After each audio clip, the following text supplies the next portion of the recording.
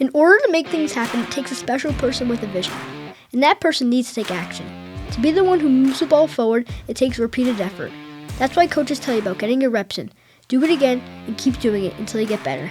It's the work behind the scenes that matters the most. Today's guest is the living proof of that statement. He has been there. He has pitched in and made things happen.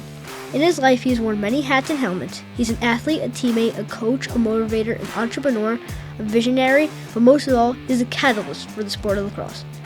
It takes a lot for things to happen, and Jerry Ragonese gets stuff done. You'll find Jerry where it matters the most, on the field, at the stripe, designing, and creating. And I'm thrilled to share a conversation with you. If you don't know Jerry, you should, because everyone in your hero sure does. So take notes and join me as I welcome my friend, the one and only Jerry Ragonese.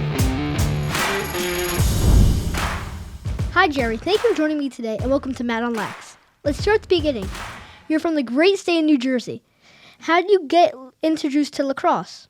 I was a baseball, hockey, and football player my entire life. And coming into high school, a lot of my friends had played youth lacrosse after football. The practices would overlap.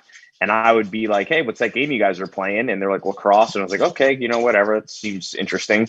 And then my freshman year of high school, my high school started fielding a team, and I was out at baseball, and I was an outfielder and a catcher.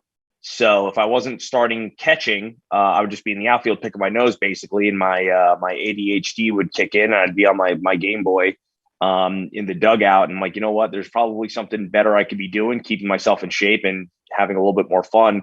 So one day I picked up the lacrosse stick with a couple of my buddies, and it's been the rest has been history. When did lacrosse become your main sport? Probably my junior year of high school. I took football was kind of in the background. It was just something I did with a lot of my lacrosse buddies. I was big on hockey. I played hockey for 18, 19 years. I was going to try and play in college. And then originally when I was looking at schools, I wound up going to RIT because RIT had a competitive D3 lacrosse and D3 hockey program. But by the time I had gotten up to RIT, the hockey team wound up going D1, and that offer really wasn't on the table for me anymore. So, my junior year in high school is when I, really sat down and said, this is a game I want to play for as long as they'll let me go. I actually wasn't going to go to college. I went to college strictly to continue playing lacrosse. I could have gotten a job in the family business rather than go to college. And I decided, well, the only way they're going to let me keep playing lacrosse is if I go to college. So I'm going to college. When did you start taking Faceoffs? I took some in high school because I thought they were fun, but only 10 or 15. When I was a freshman in college, I definitely was one of the least skilled players on the team as far as actual playing the game of lacrosse. I was on a pretty green team in New Jersey in my high school career. And but I was one of the only guys that passed all the lifting tests as a freshman on my lacrosse team. So my coach couldn't get rid of me because it would have set a bad precedent. At least that's what I think. So he had to keep me. He said, hey, listen, just go over to the Faceoff guys and they'll figure out what to do with you. And then I kind of taught myself just about everything I know now. As a young player, what were your biggest challenges? As a young player, I think my biggest challenge was kind of understanding the game. We really didn't have a ton of high lacrosse IQ individuals that was coaching for us. We had good coaches, but there wasn't a ton of the actual game going on. It was a lot of running, a lot of 6-on-6 offense where one guy would just be playing hero ball. Really wasn't a ton of plays. So when I got to college, I was a little starstruck, so to speak, as far as what was actually going on the field. I didn't really understand what I was looking at. I think that was the biggest hurdle for me to get over, was the actual how the game was supposed to be played. Was there a moment when you realized that you're good at the game? I don't think I've had that moment yet. Tell us about playing at RIT. Playing at RIT was awesome. It was a really great experience. I did 5 years there. I broke my shoulder my senior year. Went back for a fifth year and wound up going. When I went back, there was a different coach there, Coach Jake Kuhn, who's now been there for 10 years. I have lifelong friends, still keep in touch with just about every single guy I played with that, wanted to stay around the program in a group chat on my phone. But yeah, playing up there was cold, made you tough. You had to have a good coat. We didn't have an indoor facility, so we would practice in 5-degree weather, and sticks were breaking and exploding, and you have to tape up the ear holes on your helmet. Multiple layers of gloves on underneath your lacrosse glove. Funny story. The first game I was ever a part of, they had the heat blowers on the sideline, and a couple of us put our hands down. We ended up melting the whole back of our gloves, and we all got in trouble because we couldn't feel our hands. It was so cold. But other than that, I mean, once you're up in Rochester, you talk to any upstate person, they call it God's country. Once it warms up, it's beautiful. No better place to play lacrosse. Lacrosse is, upstate's game. It's if I can do it all over again, I go right back. While at RIT, your now famous trip to War at the Shore tournament led to the creation of the Wu-Tang Killer Bees. Was this a springboard into your merch business? Yeah. Oh, you did your homework. Yes. The Wu-Tang Killer Bees was actually the start of ProAthletics. So originally, I had taken out a small loan from my father to buy some club gear, and nobody paid me back. So I took it all back from him, and I put it online, and wound up selling it. And after I sold it, I had more people contacting me, telling me they wanted more. And I would just kind of sling it for beer money in college. And then once I got out of school, a bunch of teams approached me and said, "Hey, Jerry, you did a good job with Killer Bees. We'd like you to design our stuff." And the rest is history. 10 years later, I have a factory. I got several employees. We're one of the only U.S. manufacturers of lacrosse goods in the game. I mean, we might be the only one at this point. So we're really excited and really proud about that. But yeah, the genesis comes from that stupid club team that sold a bunch of shorts, and yeah, funny, humble beginnings. Tell our young listeners about the online lacrosse forums. Was this a message board for the lacrosse community?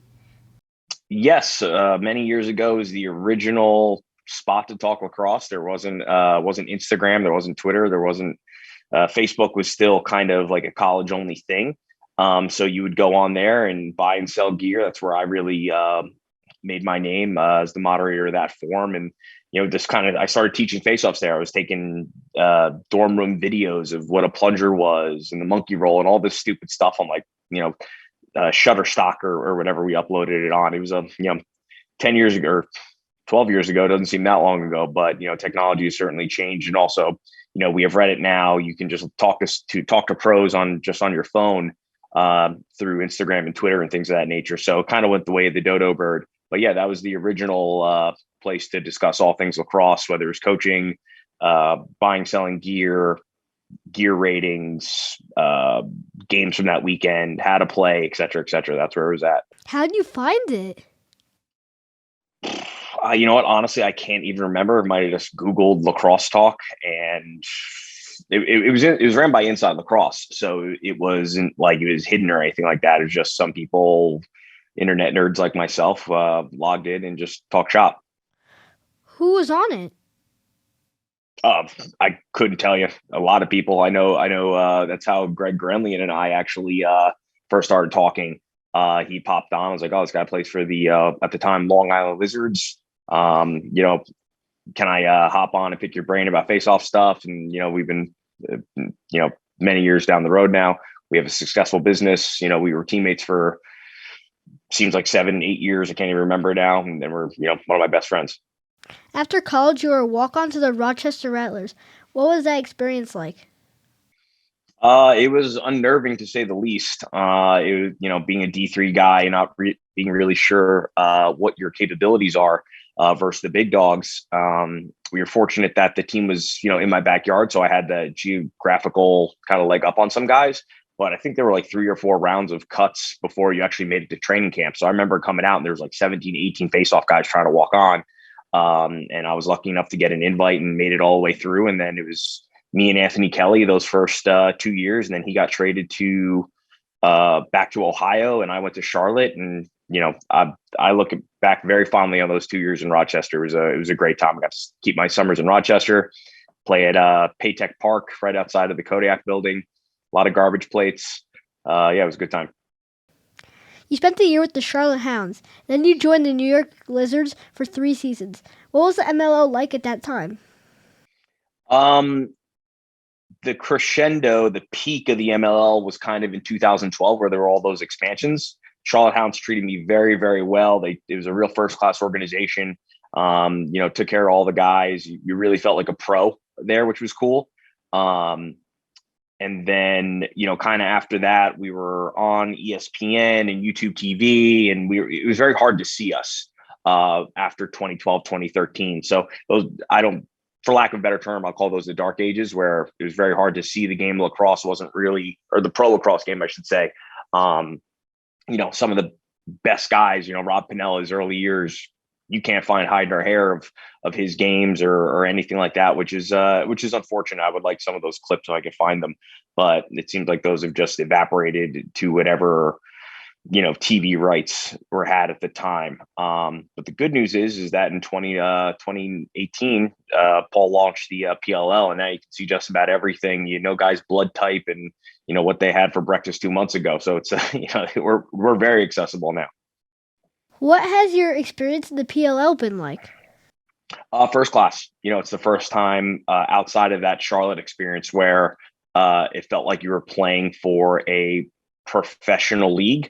Not that the MLL didn't do a good job. Heck, the Lizards ownership and everybody that worked there put on a first class operation. But people could walk in and out of the stadium. It was kind of understaffed to say the least. It's no secret that the guys were not happy with how the MLL was ran towards the end. And then the PLL comes in, and honestly, the bar was set pretty low just because we didn't know what to expect. And I remember a couple of guys went to media day, and I was getting calls and texts being like, dude, this is the real deal. They got the 360 cameras, we're going to have intros. It's going to be like Monday Night Football. And even then I was like, I don't believe you. I don't know what you're talking about. Then we got to camp, and they have the full photographers and all the gimbals running around with the DSLRs, and we're getting images sent to our phone through a special program that apparently everybody else uses, and or all the big leagues use for guys to post. And it was the first time it felt like an actual job, which was cool, as opposed to just like, showing up and playing a game and getting to practice. But yeah, the PLL has been a first class operation since its inception, and has really, blown my expectations away. And I find myself being very regretful that I'm not 10 years younger to catch this at where it's at right now, as I'm kind of on the opposite end of my career. You are the co-founder of ProAthletic, which makes custom sports uniforms and more. Tell us about it. So the custom uniform and sports business, we do all dye sublimation. Means we dye inks into the fabrics. Everything starts out white, just like printer paper, and then we run it through a printer, just like you do when you do your school projects. And then we dye, and then we put the paper into oven on top of fabric, and that fabric will then absorb the ink as it turns to gas in the heat. And then we cut everything up with a laser, and then it goes to our sewers on the other side of the shop, and they sew everything up, and we send it out to you so you look good on game day. Nothing in China, nothing in Pakistan. Everything. Our sewers are paid over $20 an hour. We take care of our people. We're very proud to be USA made. We do a bunch of helmet decals for the D1, D2, D3 teams, a bunch of the pros. We did the NLL forever. So it allows me to stay connected to the game even when I'm not playing, which is awesome. COVID had a big effect on your business, but you quickly began to make face masks. What led you to this decision? Oh wait, I think I have some right here. Oh. Good man. Yeah. Unfortunately, COVID stopped all sports, sports teams and sports playing, stopped everything. So our shop was basically laying dormant, and we had people that needed to work. And so we said, how do we get creative to make sure our people can continue working through this? So we started making PPE. We did the hospital stuff. We did the mask for the PLL, and anybody else that would call and ask. So we were fortunate enough to stay in business. We were considered necessary workers, so we never had to close, and it just kind of let us help but also stay open. It was a bit of a symbiotic relationship with the mask thing.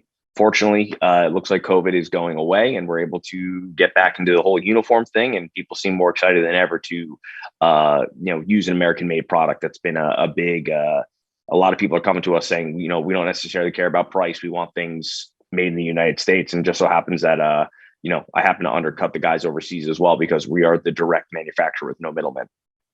You are also the co-founder of the Faceoff Academy. How'd that get started? So there was face-offs were always considered who is the best cheater. And Chris Mattis of the Florida Launch now coaches for the New England Patriots, NCAA championship winner with Maryland, and Rutgers All-Star and multiple-time All-American. And then Greg Gremlian, teammate, friend, sat down. We said, "Hey, listen, we're going to train people the right way. We're going to show these kids that it's not about cheating. We're going to show them the right moves. And we're going to get this off the ground." It was supposed to only start as like a 6-week thing in the summertime. And then we just revisit every summer. And it wound up being such a hit that we started doing it every week in every town that we can find across America. And I mean, heck, we're up to almost 22 guys now. I think 22, 23 guys in between college and out of college that are our coaches that are spreading the good word and the proper way of doing things. Cheating's almost eradicated from the game. I know I like to complain on social media about the rules committee, but you haven't seen a guy grab the ball with his fingers in years. The cheating's just about gone. The position is in a good spot. Thanks to people who are willing to come out and learn it the right way. How has the position of faceoff specialist changed since you started as a player? I think there's been about 5 rule changes at the college level since I've graduated. They got rid of the hands on the plastic. They added the set call back. They changed the head diameter when I was in college, and then they changed it back to kind of what it is now. They got rid of elbowing on the plastic, so that was a big change. The ball, you used to be able to carry the ball in the back of your stick, and then ultimately the change to the standing neutral grip only was the biggest and most recent and probably had the most effect on guys. So, I mean, that's more changes to any position in probably any sport in the history of sports.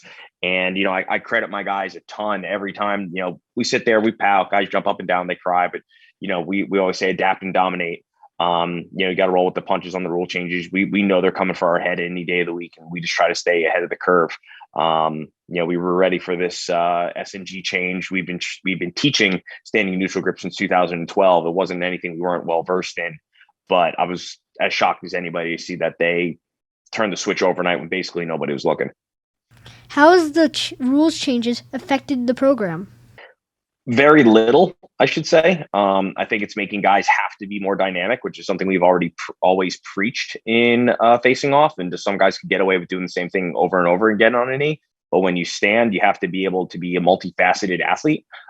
So again, while I do miss knee down in moto, I think SNG is better for the game and also makes it for a more dynamic athlete, and also allows guys to have more style and flair with kind of how they play the game, a la Jake Withers, who is able to go standing in the PLL with a ton of success.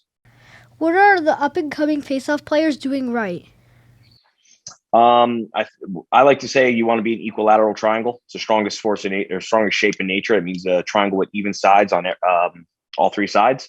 So you want to be a good top rail guy, you want to be a good bottom rail guy, and you want to have good counters. As long as you have a solid base on all those, you'll be pretty tough to beat. But if you try to only do top rail stuff, you're always going to have a weakness. Makes you an obtuse triangle. An obtuse triangle can be weaker, or an acute triangle. The acute triangle can be weaker if you're only short-sided. So, long story short, the more dynamic you are, the quicker you are into transitioning to the secondary, your counters or your footwork, the more dangerous guys are going to be. What are they also doing wrong? Guys are kicking their feet back, still kind of getting stuck in that knee down mentality. They want to clamp, they want to rotate, they want to make the face off long. Not that long face offs are bad or good. It's just guys will get stuck trying to battle for that top rail when they could just use the bottom rail mid draw to drag that ball down the line and get the ball out into play. And that comes with just being confident in doing this. People forget we're only really 2 years into actually the new S&G rules. So it's going to take a couple of years. I think the next crop of guys, the freshmen that are coming in this year, they're well-versed, they've been well-trained. And we'll kind of see these guys who are just kicking their feet back and rotating kind of go the way of the dodo bird. What is it like to go from a player to a coach? I was a coach the whole time I was a player. So the transition hasn't really been too different. I think it has certainly helped elevate my game. I don't have the micro view, I have the macro view of the whole thing now. I'm able to zoom out and kind of think about what's going on in the field a lot quicker rather than kind of having blinders on and only being worried about the ball in front of me. I'm much more concerned about what's going on behind me, more aware of it. I can count the steps of guys coming in. So yeah, it's definitely been super helpful to have that kind of coach's eye on things. In your opinion, what makes a good coach? I think a good coach is a guy who doesn't say what you need to do. He shows you why you need to do it, lets you fail, and then builds you back up again. So if I tell a guy, hey man, don't kick your feet, I don't scream at him. I say, hey man, like, you are going to get exposed in this situation. Just letting you know. I'm not going to stop you from doing it. I'm not going to jump up and down, make you do push-ups or sprints. I will let you fail, and then I'll be here when you need me to fix it. So, guys will go out, they'll come back, they'll say, coach, you're right. I'm ready to sit down and have this discussion. I think too often coaches try to drag guys by their hair to do something.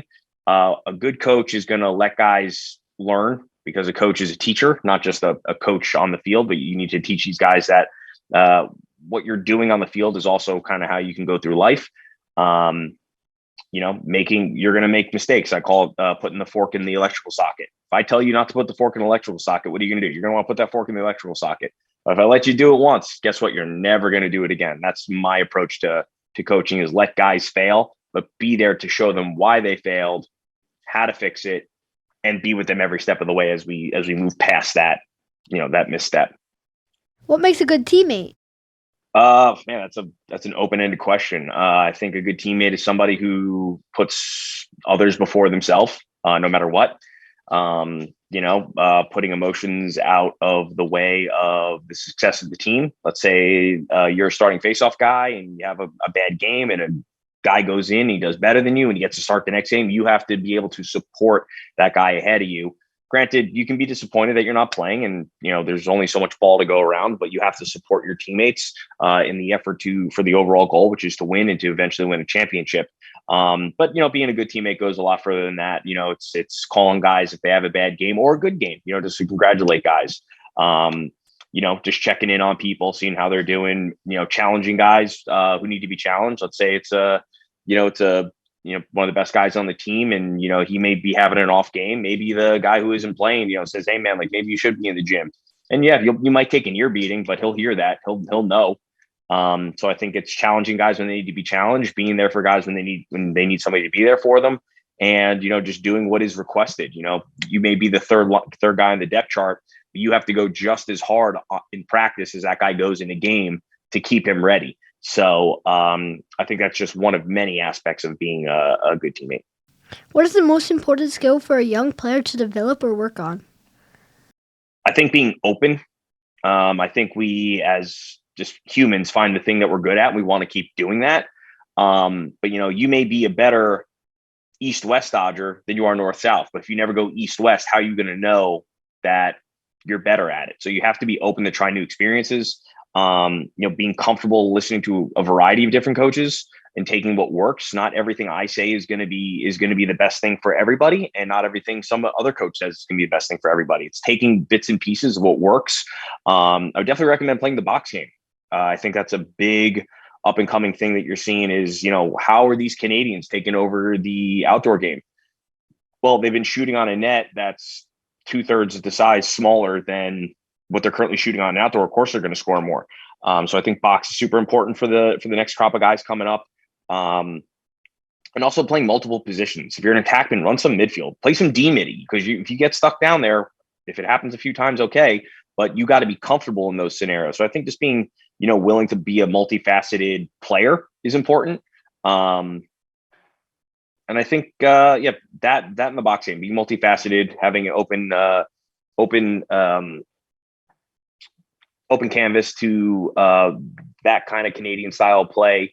Not necessarily having to have both hands, like these Canadians only have one. But I think that's where the Americans will get back into the starting lineup, so to speak, is when they start actually picking up that box stick and scoring on the little nets.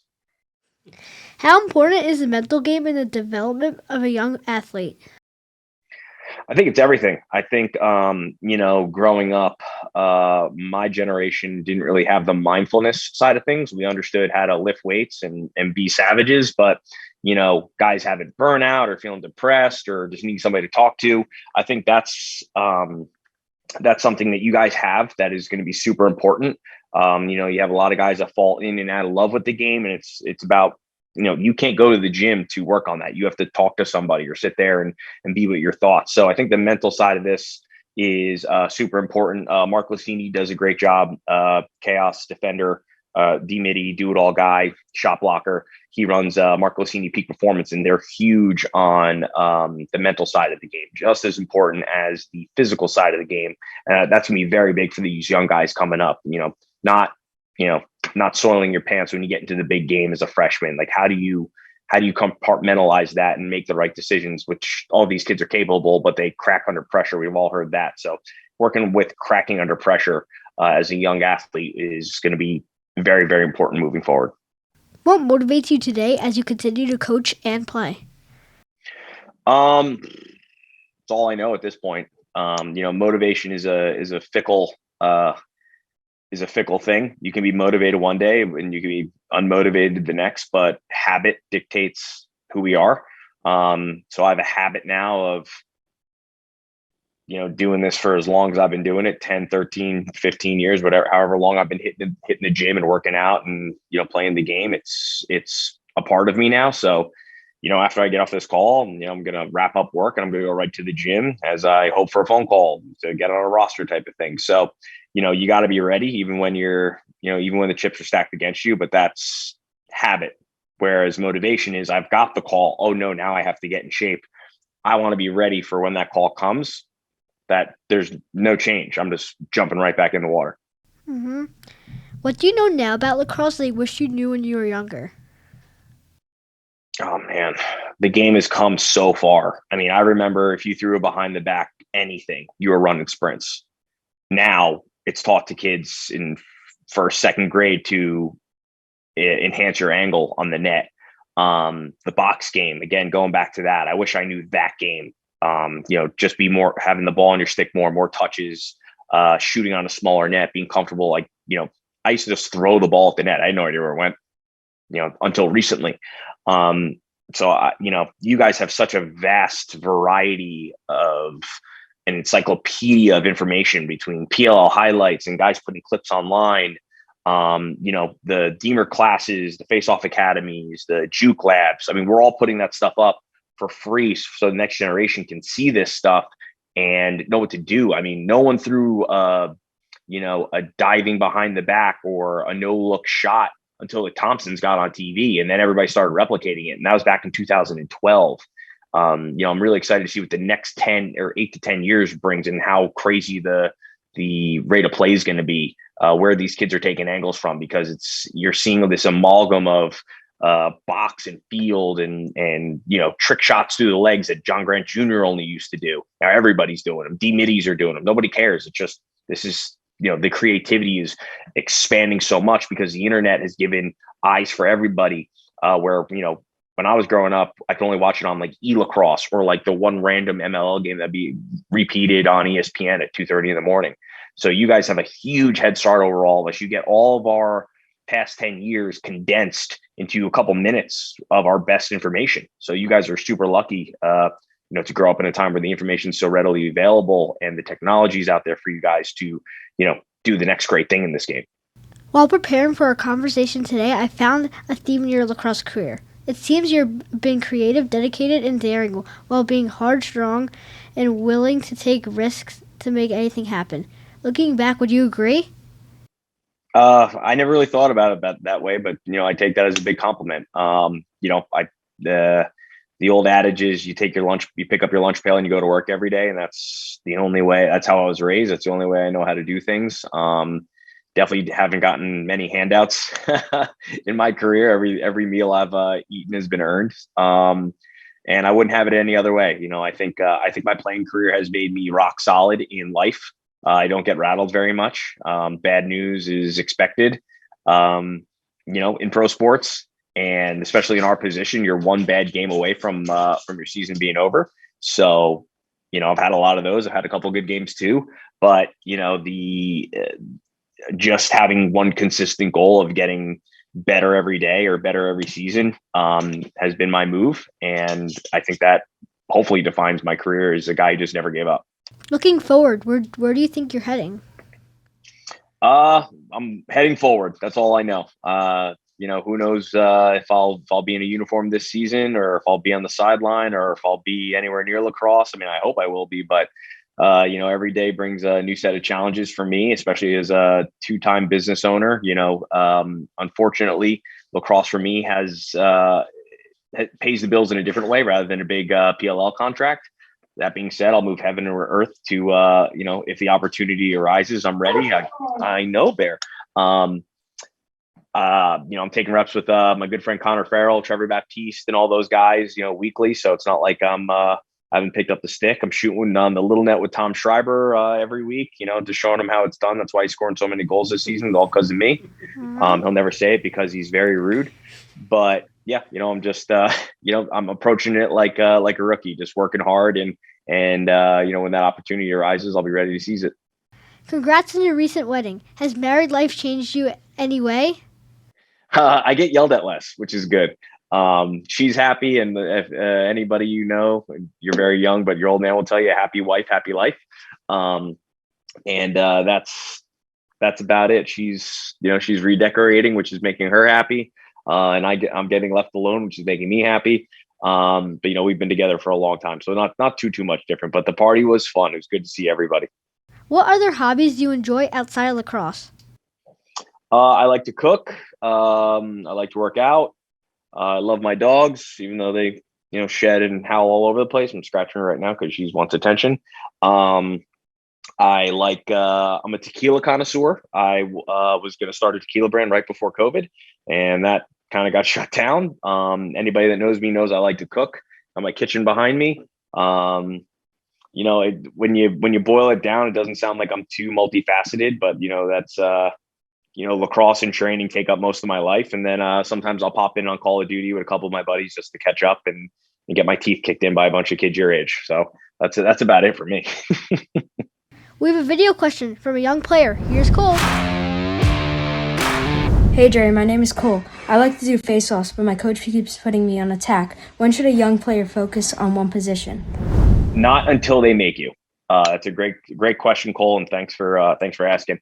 The question is, when should a young player become position specific? I don't think ever. I think if you're an attackman, you should be playing multiple, because you don't know. You're going to grow at different rates. You may be a shifty small attackman, and then you may hit 14, 15 and grow 2 feet, and people are like, we got to put a long stick in this kid's hands. Or maybe one day the high school or the youth goalie gets hurt and you got a hopping cage because you're the coach's son, and dad doesn't care. We got to play the game, and you wind up putting up 30 saves. Well, how would you ever know that unless you tried it? And you could be an all-American goalie after that. So I mean, I had no intention of becoming a face-off guy until I got to college, and my coach was like, I don't know what to do with you. Go stand over there and figure it out. And the rest is history. So, and I often make the joke that I would love to be an LSM if I could do it all over again. I watched Scott Ratliff play. I'm like, that looks like the most fun lacrosse you could possibly play. You get to whack guys, you get to score, you got the creativity, and he's running all up and down the field, having the time of his life. And I was like, that's what you really want to do. So not until they absolutely pigeonhole you into that position should you stop playing every position that you want to play, especially attacking middies. Look at like a Tom Schreiber or Paul Rabel, guys who can flip-flop back and forth and be just as dangerous. Jules Henningberg. Like, look at those guys and how they play the game. They can play both sides. They're dangerous from up top, they're dangerous from down low, and that's what every player should be doing, is being multifaceted. Jerry, it's time for the Mad Tech. Here's a baker dozen of questions. Ready? I'm ready. 3 words to describe yourself. Bald, handsome, and short. Best thing about New Jersey. That I'm in it. Favorite meal of the day. Favorite meal of the day, dinner. What actor would play you in the movie of your life? Hopefully Bill Murray. Have you ever had to call the cops? Yes. What's your favorite sports movie? Caddyshack. Do you believe in UFOs? Yes. What's the last thing you bought? A bunch of meat from Costco this morning. How do I get Paul Rabel to call me back? Good luck. I struggle with that myself sometimes. What was your first car? My first car was the first car I ever drove or the first car I ever bought?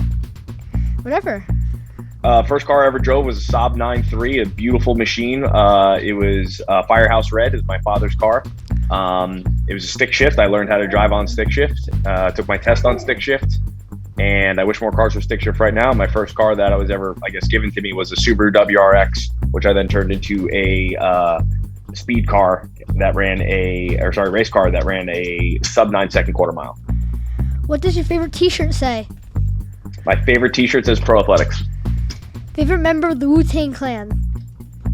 You got to go with the meth. Come on, ODB! I'm ODB now. Best lacrosse team name you ever heard of? Best lacrosse team name I've ever heard of. I really liked the Hammerheads. The one year they were in the MLL, I thought that was pretty cool. Good logo. I hated the lacrosse stick in it though. I thought it could have been standalone on its own. And then I thought the Redwoods was a cool name. When they announced all the teams, Redwoods and Archers were the only teams I kind of like the name of. But that's for a different conversation. And finally, work hard or play hard? I think they're both the same. If you like what you do, you never work a day in your life. And if you're not working hard when you're playing, what are you doing out there?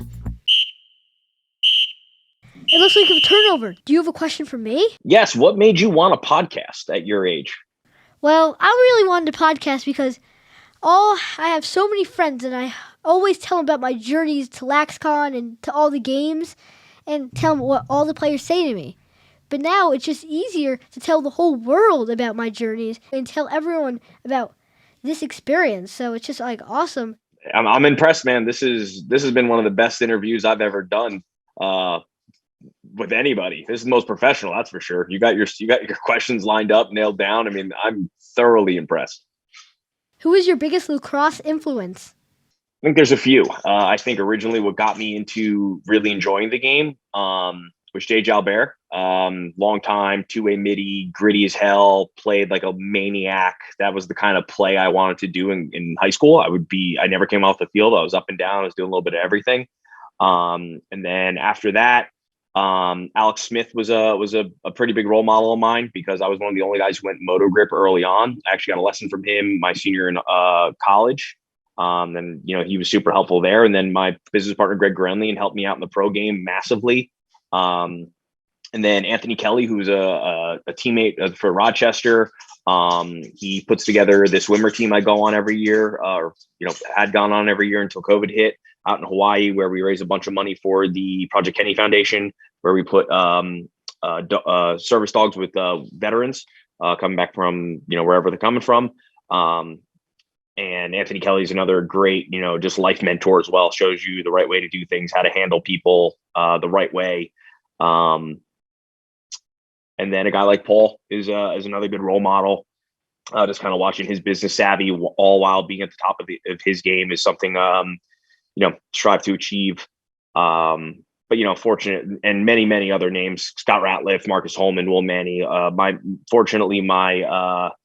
The people that have the biggest impact on me just happen to be my friends. And I'll say to the end of the day is that I'm a fan who got lucky to play pro. I look up to these guys, their peers, their friends, and I'm in just as awe as you are on game day, watching them.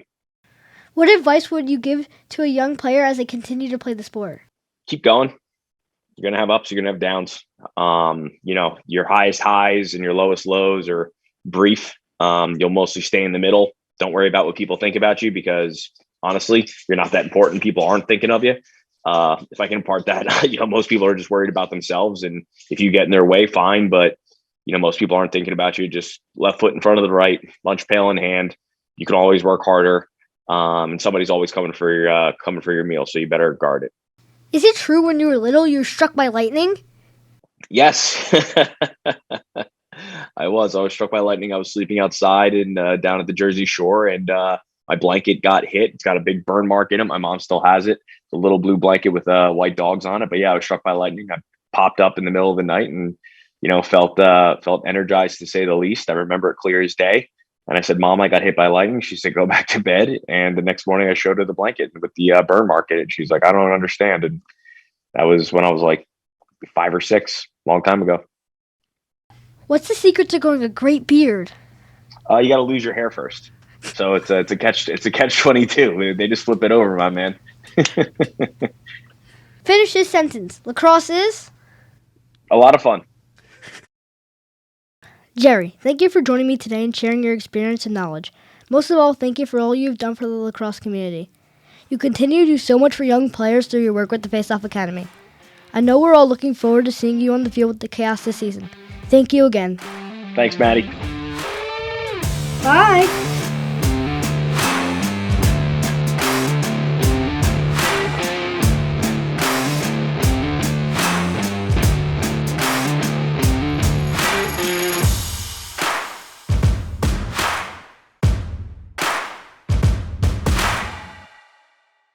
Hey, it's Matt. Go check out my website at mattonlax.com.